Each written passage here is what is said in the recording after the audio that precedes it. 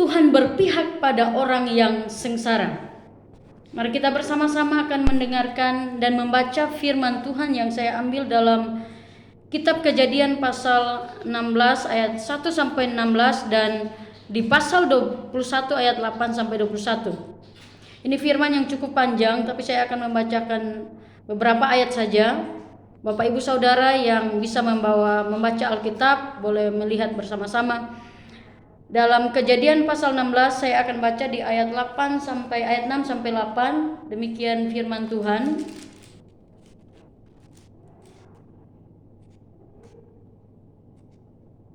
Kata Abram kepada Sarai, "Hambamu itu di bawah kekuasaanmu, perbuatlah kepadanya apa yang kau pandang baik." Lalu Sarai menindas Hagar hingga ia meninggalkannya. Lalu malaikat Tuhan menjumpainya dekat suatu mata air di padang gurun, yakni dekat mata air di jalan ke Syur. Katanya, "Hagar, hambaku Sarai, dari manakah datangmu dan kemanakah pergimu?" Jawabnya, "Aku lari meninggalkan Sarai, nyonyaku." Dan kita akan melihat juga dalam Kejadian pasal 21 ayat yang ke-17. Saya akan baca buat kita juga. Allah mendengar suara anak itu, lalu malaikat Allah berseru dari langit kepada Hagar, katanya kepadanya, "Apakah yang engkau susahkan, Hagar? Janganlah takut, sebab Allah telah mendengar suara anak itu dari tempat ia terbaring." Bapak Ibu Saudara pendengar yang dikasihi oleh Yesus Kristus, tema hari ini adalah Tuhan berpihak pada orang sengsara. Kalau kita melihat di akhir tahun 2020 khususnya, kita dilanda oleh bencana yang sampai hari ini kita masih berjuang melawan itu, yaitu COVID-19 atau virus corona. Dan di awal tahun 2000, khususnya di awal bulan Februari, semua dunia mengalami kesusahan, mengalami virus corona, dan khususnya juga bangsa Indonesia juga mengalami hal yang sama. Bapak Ibu, kita masih berjuang sampai hari ini untuk melihat bagaimana kita tetap terhindar dari yang namanya virus corona. Semua sendi kehidupan mengalami dampak, dan termasuk juga kita, Bapak Ibu yang ada di Sintang. Saya tahun 2021 di bulan Juli pertama datang di Sintang, baru pindah, dan pada saat itu saya melihat ketika saya tiba di Sintang dari Jogja, saya melihat ada perbedaan yang cukup drastis, di mana orang-orang di Jawa sangat ketakutan dengan virus corona karena begitu dahsyatnya dampaknya pada saat itu di tahun 2000 dan memasuki tahun 2021. Dan semua orang mengalami kesengsaraan, baik orang-orang yang berkecimpung di dunia bisnis, orang-orang yang berada di pemerintahan, semua mengalami hal itu. Dan kita mungkin bertanya, apakah Tuhan masih hadir di hidup kita? Kita mungkin bertanya-tanya, mengapa ini terjadi? Nah, malam hari ini saya mau kita merenungkan kembali kebenaran firman Tuhan. Bagaimana kita belajar bahwa di tengah-tengah kesulitan hidup, di tengah-tengah kesengsaraan hidup yang kita alami, Tuhan memperhatikan kesengsaraan kita. Tuhan memperhatikan pergumulan, masalah, penderitaan yang kita alami. Nah, kita akan melihat dalam kebenaran firman Tuhan yang kita sudah baca tadi, apa bukti bahwa Tuhan memperhatikan kesengsaraan kita. Apa buktinya Tuhan melihat penderitaan kita? Kita akan melihat di dalam firman yang kita sudah baca tadi, di mana ada satu peristiwa di mana Sarai pada saat itu belum memiliki keturunan, dan ada hambanya, ada budaknya, yaitu Hagar. Di sanalah terjadi negosiasi antara Sarah dan Abraham, meminta supaya Abraham menghampiri Sarah, menghampiri Hagar budaknya, sehingga Abraham memiliki keturunan. Nah, disinilah penderitaan, kesengsaraan dialami oleh seorang Hagar. Nah, malam hari ini kita akan melihat bagaimana pertolongan Tuhan, bagaimana perhatian Tuhan, bagaimana kepedulian Tuhan kepada Hagar di tengah-tengah kesengsaraan yang dia alami. Yang pertama, kita melihat apa bukti Tuhan memperhatikan kesengsaraan kita atau memperhatikan kesengsaraan Hagar. Kita melihat di ayat 8, ayat 6 dan 8 yang kita sudah baca tadi. Yang pertama, yang menjadi bukti bahwa Tuhan memperhatikan kesengsaraan kita adalah Tuhan memihak kepada kita. Bapak Ibu Saudara yang dikasihi oleh Yesus Kristus, pendengar setia, Hagar ini adalah seorang budak Sarah yang dibawa dari Mesir. Saat Sarai, tadi saya sampaikan bahwa saat Sarai tidak mempunyai anak, Hagar diberikan kepada Abraham untuk dihampiri supaya Abraham mempunyai keturunan. Yang kemudian pada akhirnya Hagar mengandung. Ketika Hagar mengandung, dia ditindas oleh Sarai. Karena apa? Hagar memandang rendah Sarai saat ia sudah mengandung anak Abraham. Bapak Ibu Saudara yang dikasihi oleh Yesus Kristus, disinilah penderitaan, kesengsaraan yang dialami oleh Hagar. Kemudian dia melarikan diri dari nyonyanya. Dia menderita di tengah-tengah pelariannya, tetapi Tuhan menjumpai dia. Dan kalau kita lihat di pasal 21 yang kita sudah baca juga tadi, dia diusir dari keluarga Abraham dalam kesusahannya, dalam kesengsaraannya, dalam keputusasaannya di padang gurun yang tandus. Ternyata Tuhan mendatangi Hagar dan dia berkata, "Apakah yang engkau susahkan Hagar?" Di ayat 17 yang kita baca tadi di pasal Kejadian pasal 21, "Jangan takut, sebab Allah telah mendengar suara anak itu dari tempat ia berbaring." Bapak Ibu Saudara, Allah hadir dan menjumpai Hagar di dalam penderitaan yang dia alami. Allah memperhatikan kesengsaraan Hagar di padang gurun. Sebagai orang Kristen, kita seringkali mengalami banyak persoalan dalam mengiring Tuhan.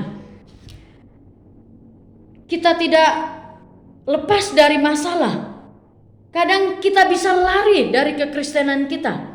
Kita tidak aktif lagi sebagai pelayan Tuhan dengan harapan kita bisa hidupnya lebih baik. Namun kenyataannya hidup kita malah semakin susah, menderita, dan putus asa. Saat seperti itu kita sering merasa sendirian. Tidak ada seorang pun yang peduli. Kita merasa ditinggalkan. Tidak ada orang-orang yang memihak kepada kita. Mungkin kita merasa diabaikan, tidak dianggap oleh orang lain, dipandang sebelah mata, dan kita semakin menderita. Tetapi satu pribadi yang tidak pernah meninggalkan kita. Ada satu pribadi, oknum yang selalu memperhatikan kesengsaraan kita. Ada satu pribadi yang selalu bersama-sama dengan kita di tengah-tengah kesendirian kita, yaitu Yesus Kristus. Di dalam Perjanjian Baru ada satu cerita, ada anak yang hilang. Bapak Ibu bisa lihat di Alkitab.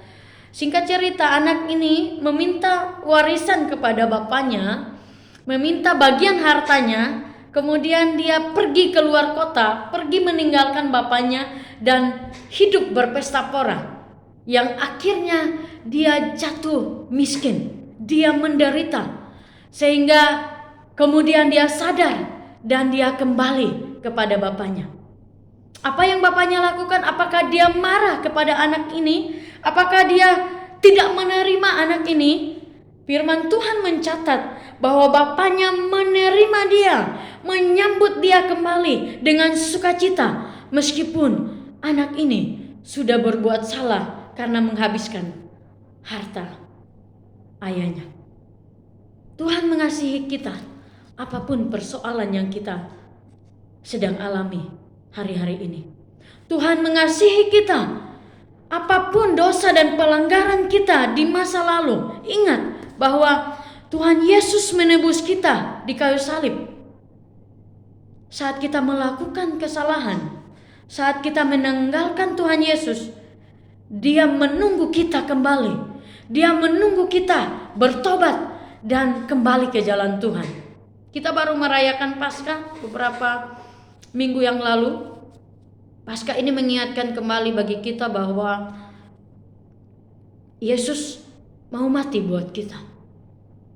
Jadi tidak ada satu perkara apapun dalam hidupmu yang tidak bisa dibereskan Tuhan. Tidak ada satu perkara dalam hidup kita yang tidak bisa dilepaskan oleh Tuhan Yesus. Pertanyaannya bagi kita, apakah kita mau datang kepada Yesus? Untuk itu Bapak Ibu Saudara, mari malam hari ini, kalau Bapak Ibu sempat mendengar siaran ini, kasih hatimu buat Tuhan, berikan hidupmu buat Tuhan.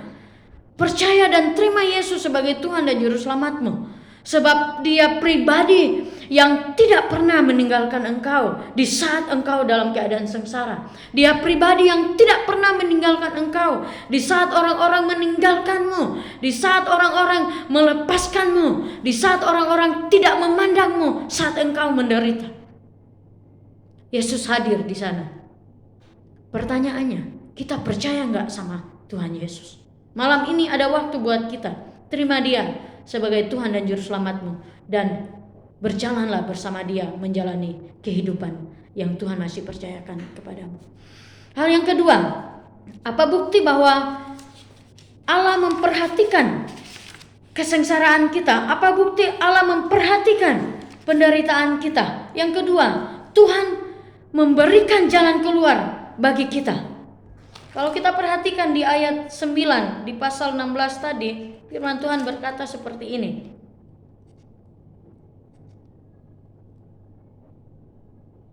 Lalu kata malaikat Tuhan itu kepadanya, kembalilah kepada nyonyamu, biarkanlah engkau ditindas di bawah kekuasaannya. Bapak Ibu Saudara yang dikasihi oleh Yesus Kristus, ini sedikit menarik buat saya, karena kenapa? Ada satu solusi yang Tuhan tawarkan kepada Hagar di tengah-tengah pelariannya dari nyonyanya. Ada satu solusi yang mungkin tidak masuk akal, yang agak susah dicerna dengan logika. Dia lari dari Sarai karena ditindas, tapi Tuhan bilang kembalilah kepada Sarai. Nah, kita mau coba kritisi apa yang Tuhan mau sampaikan lewat kebenaran firman Tuhan ini. Apa pertimbangan Tuhan kepada Hagar? Tuhan memberikan solusi yang sepertinya tidak masuk akal untuk kembali kepada nyonyanya dan semakin ditindas. Nah, pertanyaannya, mengapa Tuhan menyuruh Hagar kembali kepada nyonyanya dan ditindas? Mari kita coba menganalisa pertimbangan Tuhan. Melalui kebenaran firman Tuhan ini yang kita baca tadi, jika Hagar lari menuju kepada bangsanya di Mesir, maka kemungkinan besar dia tidak hidup dan anak yang dikandungnya pasti akan mati. Satu-satunya harapan yang bisa diberikan atau bisa dia dapatkan adalah kembali kepada Abraham. Dan secara logika tidak mungkin Abraham akan membunuh anaknya, anak kandungnya yang sedang dikandung oleh Hagar. Tapi kalau dia kembali ke tanah Mesir, maka tidak ada masa depan bagi dia dan anaknya. Sehingga Tuhan memberikan pertimbangan jalan keluar kepada Hagar untuk dia kembali kepada keluarga Abraham. Bapak Ibu Saudara yang dikasihi oleh Yesus Kristus, hidup kita di dunia tidak terlepas dari pergumulan dan persoalan. Kalau saya mau tanya Bapak Ibu Saudara, mungkin Bapak Ibu Saudara yang mendengar siaran ini boleh menjawab dalam hati, apakah Bapak Ibu Saudara hari-hari ini tidak ada masalah? Kalau kita menanyakan kepada diri kita sendiri, semua manusia punya pergumulan, semua manusia punya masalah dalam setiap kehidupan. Kesulitan hidup bisa terjadi karena bencana alam. Bencana seperti yang saya sampaikan tadi di awal bahwa COVID-19 menjadi bencana bagi seluruh dunia dan memberikan dampak yang begitu besar dalam setiap kehidupan manusia. Kesulitan hidup bisa terjadi karena bencana alam, gempa bumi, tsunami. Bapak Ibu Saudara mungkin ingat tsunami yang terjadi di Kota Palu. Bertepatan juga saya berasal dari Sulawesi, dari Kota Palu. Keluarga saya mengalami di sana dan saya begitu merasakan bagaimana orang-orang yang menderita di sana, kesulitan, sengsara, putus asa karena bencana yang terjadi. Tetapi juga masalah bisa terjadi karena adanya kecelakaan dalam setiap kehidupan kita. Kita baru merayakan juga Idul Fitri. Bapak Ibu Saudara, saya tadi melihat info di Sintang Informasi. Ada 3.000-an kecelakaan yang terjadi pada saat mudik. Kita nggak tahu apa yang akan terjadi di hidup kita. Masalah juga bisa terjadi karena diri kita malas melakukan usaha atau pekerjaan dalam setiap kehidupan kita. Bahkan juga karena tindakan bodoh yang terjadi dalam hidup kita. Bencana alam, masalah kecelakaan, masalah dalam diri kita sendiri, kita tidak bisa memprediksi kapan itu terjadi. Acap kali penderitaan justru datang akibat dosa yang kita lakukan. Apapun persoalan yang kita hadapi, apapun persoalan yang kita sedang alami, dan apapun penyebabnya, Tuhan mau kita kembali kepadanya. Tuhan mau kita mencari jalan keluar di dalam Dia.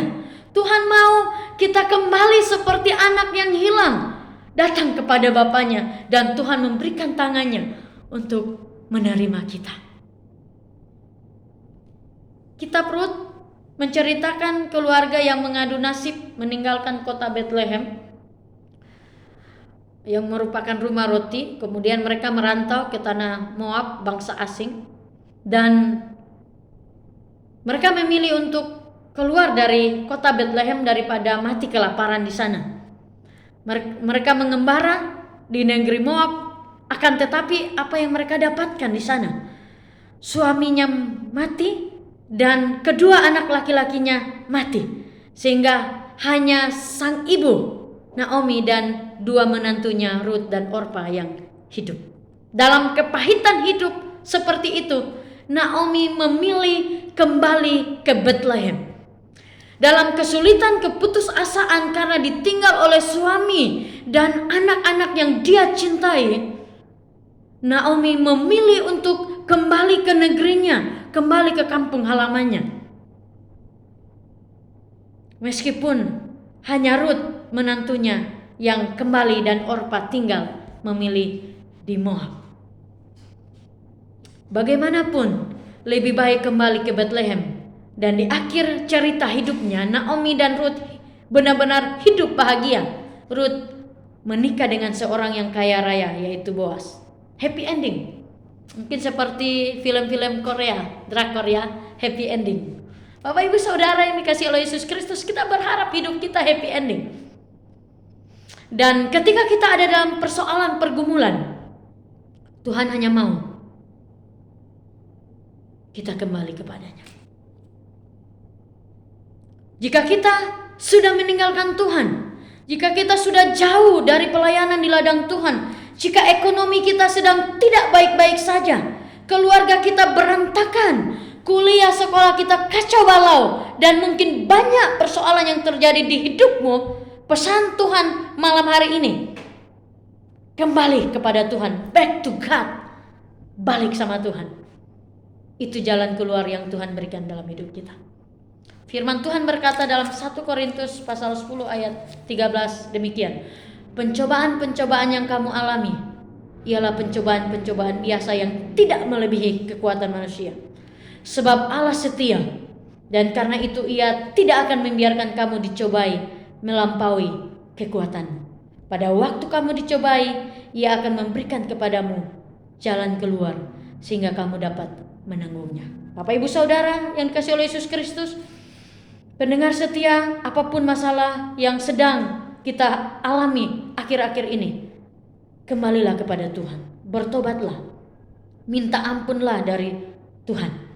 Jika kita melakukan dosa, minta ampunlah kepada Tuhan, kembali kepada Tuhan, supaya hidupmu dipulihkan Tuhan. Segala perkara, segala persoalanmu akan diubahkan Tuhan menjadi sukacita dalam hidupmu jika engkau kembali kepada Tuhan. Dan hal yang terakhir, poin yang terakhir, apa bukti? Tuhan memperhatikan kesengsaraan kita. Kalau tadi Tuhan memihak kepada kita, yang pertama, yang kedua, Tuhan memberikan jalan keluar kepada kita, tapi yang terakhir juga kita ingat bahwa Tuhan memberkati kita. Di dalam Kejadian pasal 16 tadi, kita coba kembali melihat di ayat 10, firman Tuhan berkata seperti ini. Lagi kata malaikat Tuhan itu kepadanya, aku akan membuat sangat banyak keturunanmu, sehingga tidak dapat dihitung karena banyaknya. Selanjutnya kata malaikat Tuhan itu kepadanya, engkau mengandung dan akan melahirkan seorang anak laki-laki dan akan menamainya Ismail, sebab Tuhan telah mendengar tentang penindasan atasmu itu. Dan di pasal 21 ayat 18 firman Tuhan berkata demikian, bangunlah, angkatlah anak itu dan bimbinglah dia, sebab aku akan membuat dia menjadi bangsa yang besar. Bapak Ibu Saudara yang dikasihi oleh Yesus Kristus, Tuhan memberkati kita. Di dalam bagian ini Tuhan memberkati Hagar dengan janji-janji masa depan yang cemerlang bagi anaknya yang akan dilahirkan. Anak itu adalah laki-laki dan namanya Ismail. Tuhan telah mendengar, arti nama yang cukup indah. Tuhan sudah mendengar penderitaan Hagar. Tuhan menyertai anak itu. Kejadian pasal 21 ayat 20. Keturunannya akan banyak dan diberkati. Anak itu akan menjadi anak merdeka yang perkasa, keledai liar, bukan keledai yang diikat atau budak. Meskipun Hagar seorang budak, tapi janji firman Tuhan kepada anak ini bahwa dia akan menjadi pribadi yang merdeka. Tuhan memberkati Hagar dan anaknya.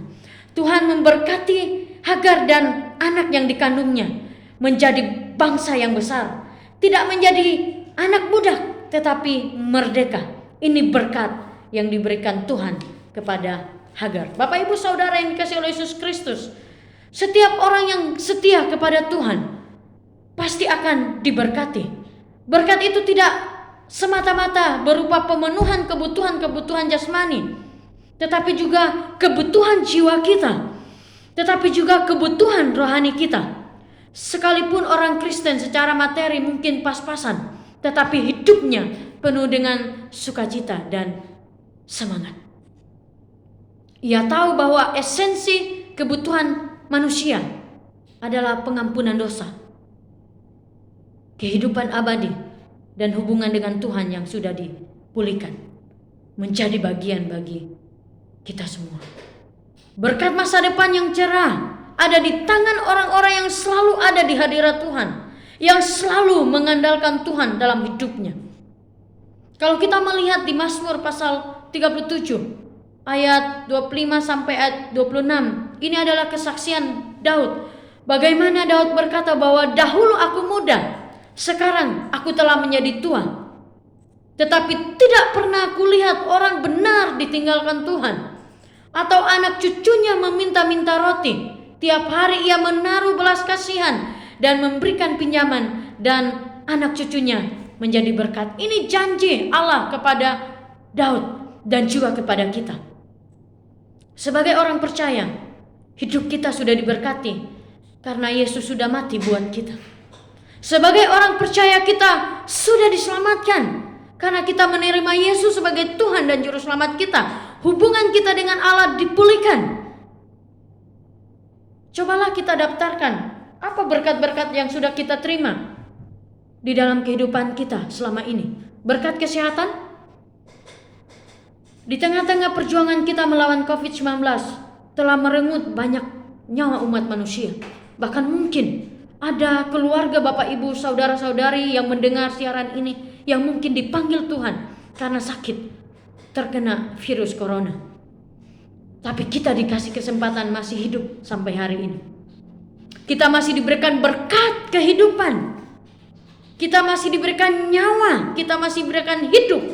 Dan itu berkat yang harus kita syukuri. Harus kita pegang bahwa kalau Tuhan sudah memberkati kita, maka Tuhan hanya mau hidup kita diberikan kepadanya. Berapa banyak doa-doa yang sudah Tuhan jawab dalam hidup kita? Coba daftarkan, apa saja doa ketika kita berdoa bergumul dengan keluarga kita, ketika kita berdoa bergumul dengan usaha kita, masa depan kita, jodoh, pacar kita. Tuhan menyediakan itu. Itu berkat juga. Ketika ada mujizat yang terjadi, ada kekuatan yang Tuhan berikan kepada kita ketika kita ada dalam suatu masalah yang besar, Tuhan memberikan solusi. Itu berkat juga yang menguatkan kita. Dan mujizat yang tidak ternilai dalam hidup kita adalah ketika Yesus memberikan nyawanya untuk menebus dosa dan pelanggaran kita. Masihkah kita ragu dengan pemeliharaan Tuhan dalam hidup kita? Masihkah kita bertanya-tanya, Tuhan ada di mana ketika aku sengsara? Tuhan ada di mana ketika aku menderita? Masihkah kita bertanya keberadaan Tuhan ketika nyawanya saja Tuhan rela kasih buat kita?